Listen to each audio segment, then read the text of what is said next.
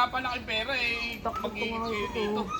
Bakit mo kami sisingilin? Eh lahat naman tayo nagbabayad din sa pagpagawa ng balon na yun ah. Eh, saan ba nakapesto to? Eh, sa amin nakapesto to. Kaya yung pinakang pesto nito, Hindi sa papabayaran ko. Ang tanong dito kung sino naglilinis, hindi yung... Nagbigay nga kayo, pero sino nag-aasikaso? Eh para saan yung pera nyo na kinulekta nyo? Ayun, sa pagpapalinis kami dyan. Hindi nga pwede, bakit kayo mangungulekta? Lahat ng nag-iigib dito Eh. sinisingil nyo. Hindi kami nag-aasikaso nito. Kayo puro ikip lang naman kayo dito. Maningin Kami. sa balo ng pusa. Ayaw nyo magbayad, huwag na kayong magigit dito. Pinag-usapan na At ba libre. pwede dito?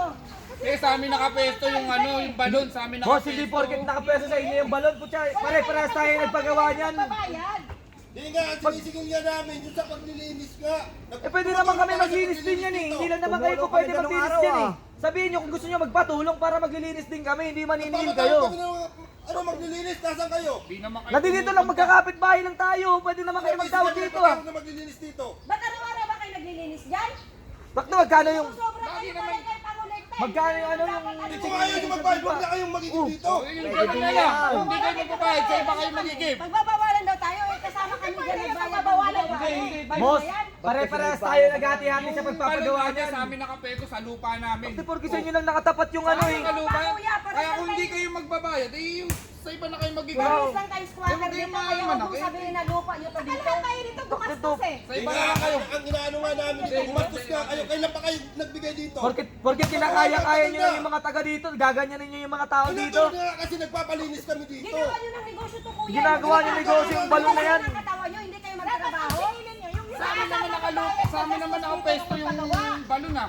Kayo nag-request niyan na dyan ipwesto yan, kaya dyan nilagay yan. Hindi nga, wag natin pag-awayan yung sinasabi yung bayad. Ang hinihingi namin yung naglilinis dito, nagbabayad din kami sa ano. Eh di pare-parehas tayo, maglagay kayo ng dead kung Kaya hindi nyo nga, imbis na maglilinis kami yan. patawag Sabihin nyo, ginagawa nyo ng hanap buhay yan. Ang lalaki ng katawan nyo, hindi Bakit ang to? hanap Kaya buhay eh, nyo. yung hinihingi namin barya-barya, eh pang ano lang namin dito.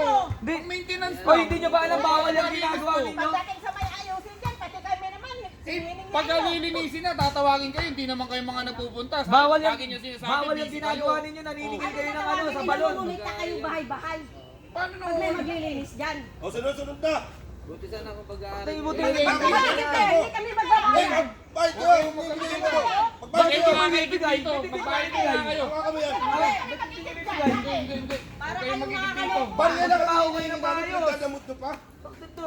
5 piso yung bigay nyo, akala nyo napakadali maghanap buhay. Hindi kayo makakagip dito. At sa amin na magkano lang naman Sige, ang sige, hinihingi magreklamo namin. na lang kami. Magreklamo lang tayo sa barangay. Magreklamo kayo. Magreklamo kayo.